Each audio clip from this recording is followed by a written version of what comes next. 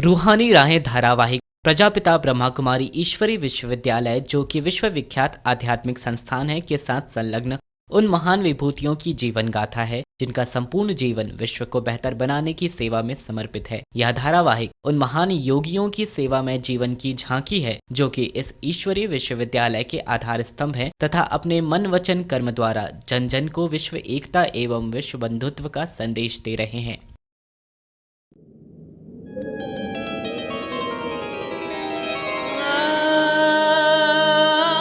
दिव्य गुणों की हैं ये राहें, ऊंचे स्वयमान की हैं ये राहें, विश्व सेवा में समर्पण है ये राहें,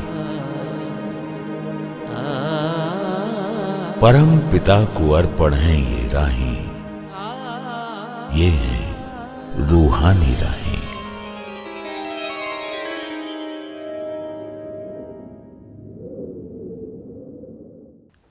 नमस्कार, ओम शांति।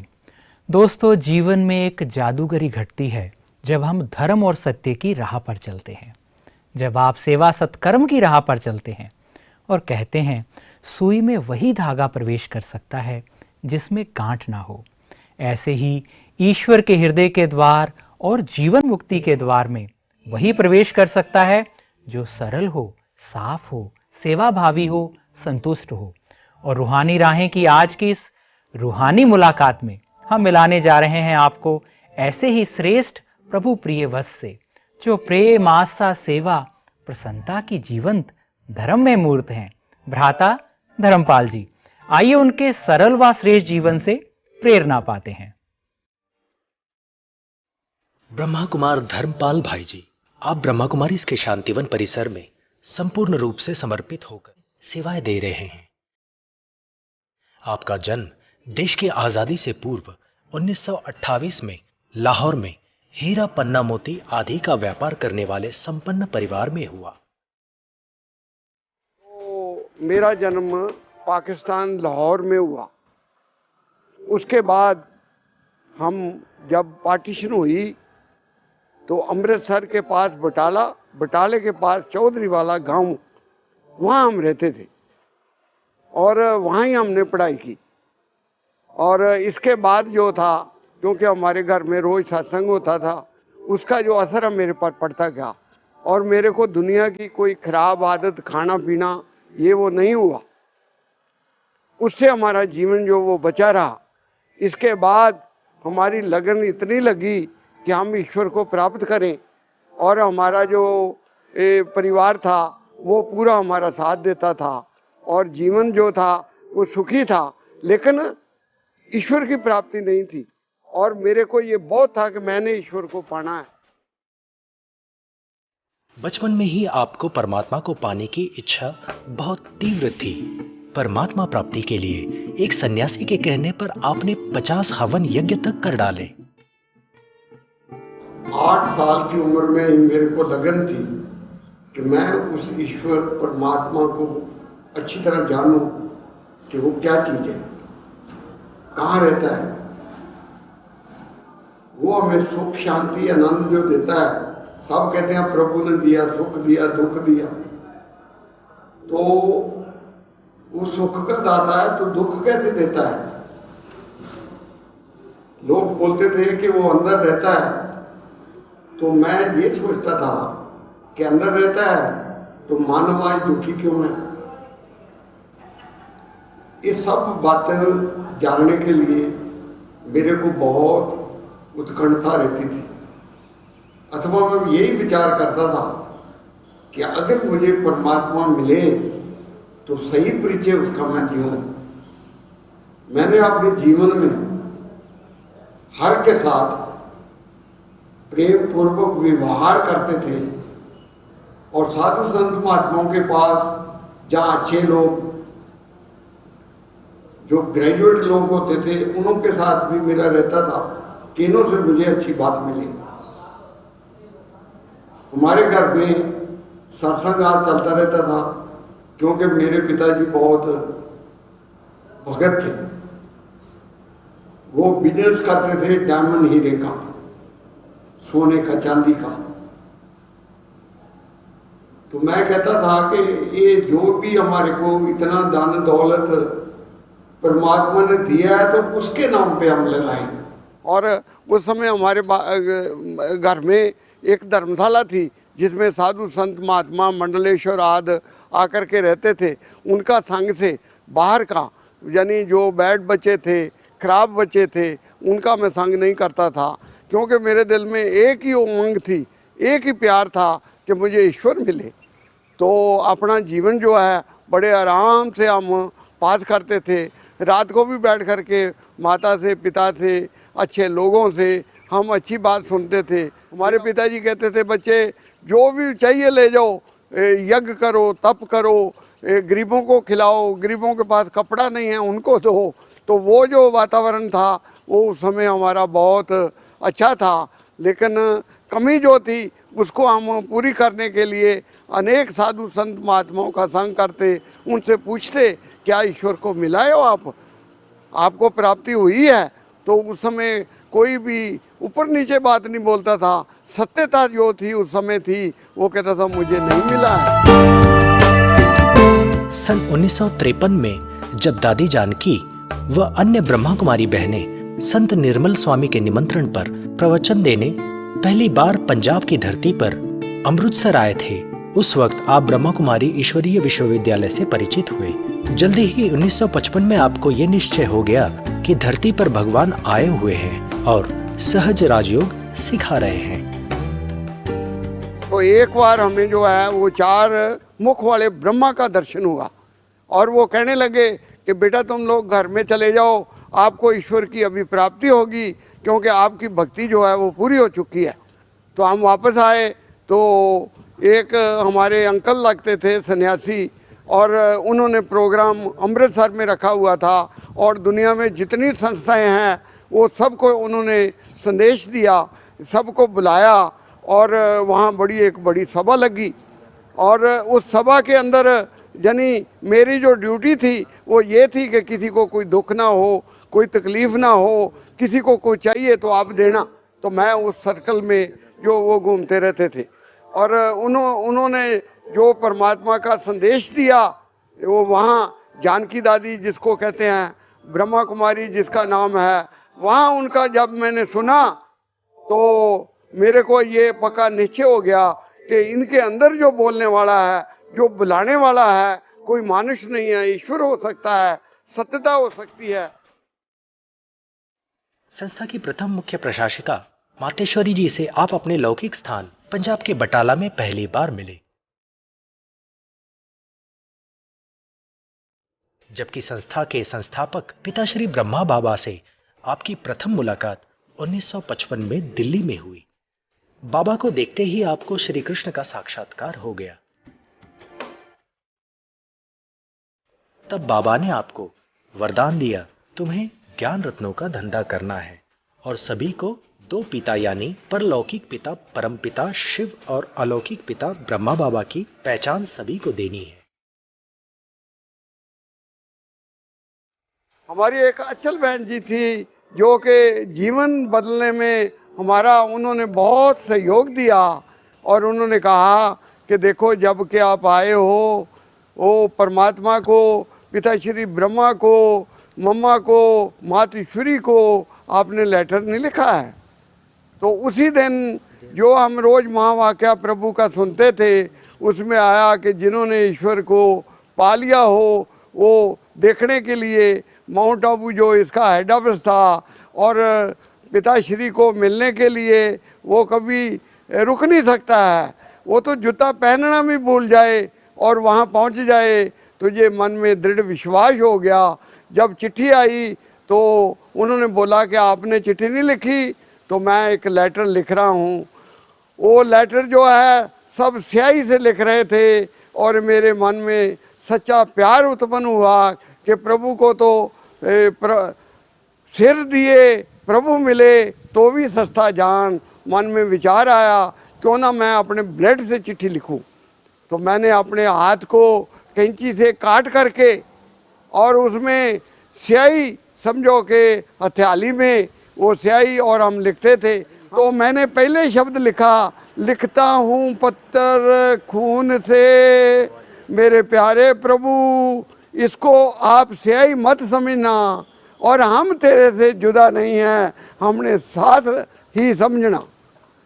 तो ऐसा लिखा और आगे मैं अपनी जीवन को इस देश के लिए, इस परिवार के लिए, ये विद्यालय के लिए समर्पण करना चाहता हूँ और मिलना चाहता हूँ।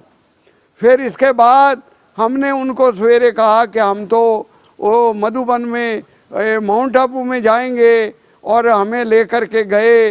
वहाँ जाके जब हम पिताश्री को पहली बार देखा तो वो मैं क्या बताऊँ, वो अनुभव जो कह नहीं सकता हूँ, लेकिन कहने के बगैर मैं रह भी नहीं सकता हूँ। तो उनको सारी बात जो पूछी पिताश्री ने मैंने बताई। उनकी गोद में उनके पास हम जब गए तो एकदम हमारा मन गदगद हो गया और हमें उस परमात्मा का ज्योति स्वरूप का उनके द्वारा हमें साक्षात्कार हुआ। तो कहते हैं ना, दर्शन देव गुरु मेरे रूहों प्यार दिया, रूहां जो है वो प्यासी हैं। तो एकदम हमारे मन के अंदर ये आया कि ये देश हमारा है, भारत सोने की चिड़िया है, जिसको कहते हैं सतयुग में हो सब सुखी, आद मध्य और अंत, एक राज एक धर्म, मौसम भी वहाँ बसंत। तो ये मन जो है वो एकदम वहाँ लग गया और हमें दिव्य साक्षात्कार हुआ, दर्शन हुआ कि नई दुनिया कैसे आने वाली है। उस दुनिया में हम मददगार हैं और मददगार बन के रहेंगे। एक मास वहाँ हम रहे। 1956 में ब्रह्मा बाबा ने आपको संस्था के मुख्यालय मधुबन आबू पर्वत में सेवाओं के लिए बुला लिया। वहां आप किचन में भोली दादी के पास सेवाएं देने लगे और साथ में ही ज्ञान सुनाने के लिए आप गाइड की सेवा भी करते रहे। तो पिता श्री ब्रह्मा जो इस कार्य को शुरू करने वाले, वो मेरे सामने आ गए कि बच्चे तेरी बहुत ही जरूरत है, बच्चे इस कार्य में लग जाओ, बच्चे आपको बहुत कुछ करना है। तो मैं कुछ समय के लिए अपनी सुध बुद्ध जैसे भूल जाता हूँ और मेरा जो प्यार है वो लग गया, अथवा समर्पण होने का संकल्प हमने ले लिया। इसके बाद पंजाब, हिमाचल में ईश्वरीय विश्वविद्यालय के कई सेवा केंद्र खोलने का कार्य भी आपके द्वारा किया गया। पिताश्री सदा कहते थे कि ये बचपन के दिन बुला न देना, आज हंसे कल रुला न देना। तो वो बातें पिताश्री की एकदम बुद्धि में एकदम बैठती गई, अथवा मन में आया, अपने लिए जिए तो क्या जिए, जीना है तो औरों के लिए। तो मन में संकल्प आते, वो भी हमें प्रेरणा देते कि विश्व के कोने कोने में जा कर के ये संदेश बच्चों को देना है। मन में ये आता। फिर एक समय आया, ऐसा आया, उन्होंने कहा कि बाहर जाके सेवा करो। तो ये हिमाचल प्रदेश, पंजाब सेंटर हमारे थोड़े होते थे, केंद्र थोड़े होते थे। तो मन में आया कि ये सेवा करें। मम्मा बाबा के आगे हमने अर्जी रखी कि ये सेवा जो है वो हम कैसे करें। बाबा ने हमें जो वो पंजाब साइड में भेजा, ब्रह्मा बाबा को हेड ऑफिस में हम ये खबर देते रहते थे कि आज यहाँ ये हुआ ये हुआ।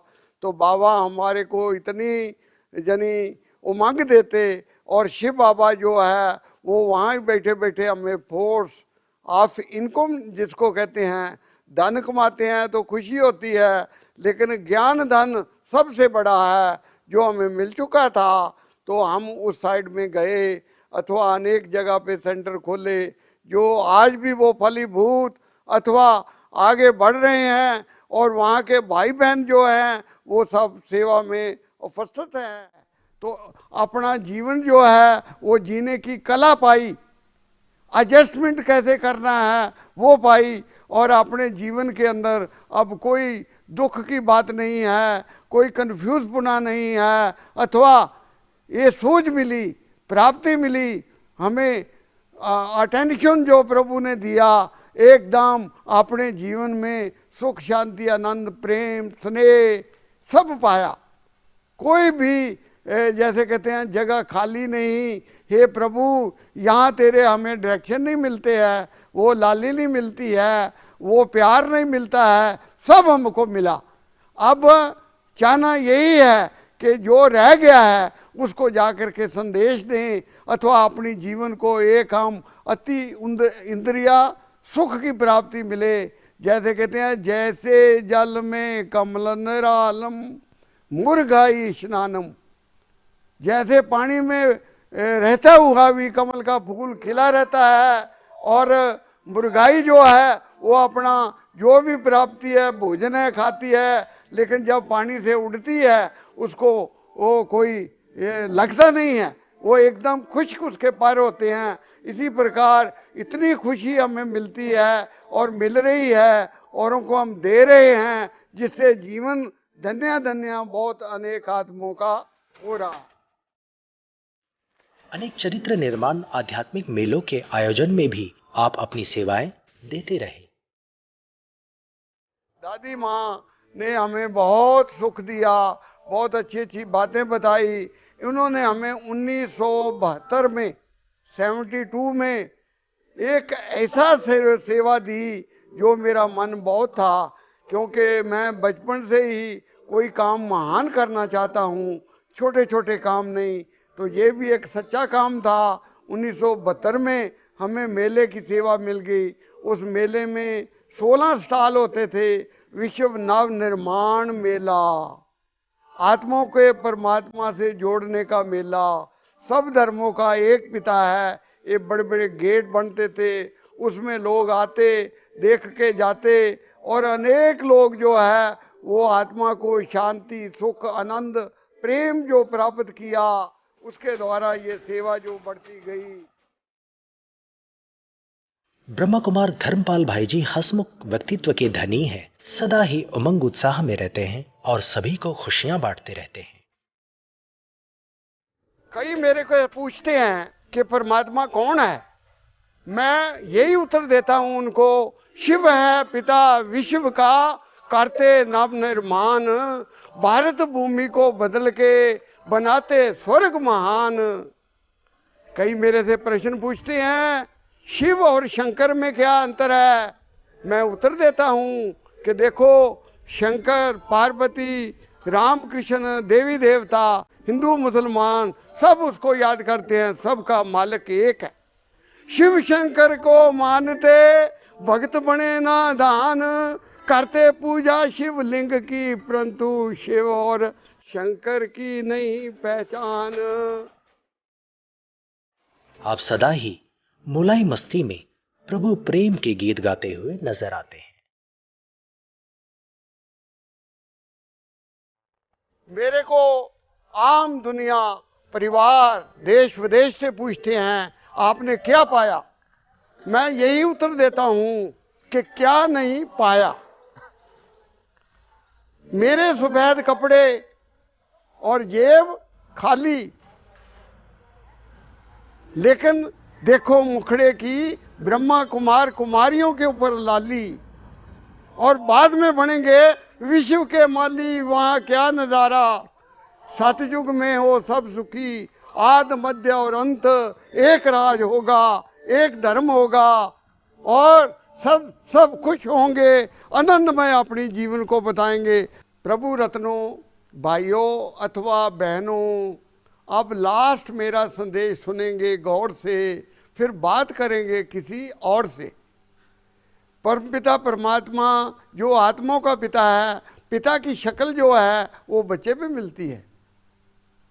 इसी प्रकार हमारी आत्माओं का जो पिता परमात्मा ज्ञान आनंद प्रेम के सागर, हम है स्वरूप। मेरी आत्मा ज्ञान स्वरूप आनंद स्वरूप शक्ति स्वरूप पावरफुल है, वो हमें बनना है। जो बनने से और आत्माओं का घर का सब परिवार का सुख संपत्ति उनको मिले, अथवा उस पिता परमात्मा से अब हमने हक लेना है। शिव पिता है सबका, शिव पिता है विश्व का, करते नव निर्माण, भारत भूमि को बदल के बनाए स्वर्ग महान। आज आपने मुलाकात की भ्राता धर्मपाल जी से और उनके सेवामय जीवन, शुभ जीवन के बारे में जाना। दोस्तों, कुछ लोग सदियों दुआ करते हैं उसे पाने की और कुछ रोशनी होते हैं उसके आशियाने की, और ये वही होते हैं जो सर्व के लिए कल्याणकारी भावों से भरे होते हैं और चेहरे पर मुस्कान लेकर जीवन की राह पर आगे बढ़ते हैं। वही सबसे ऊंची पौड़ियों को चढ़ते हैं और ये राहें ले जाती हैं उन्हें हर एक के हृदय तक, यहाँ तक कि ईश्वर के हृदय तक, और ये पावन राहें होती हैं रूहानी राहें। ओम शांति, नमस्कार।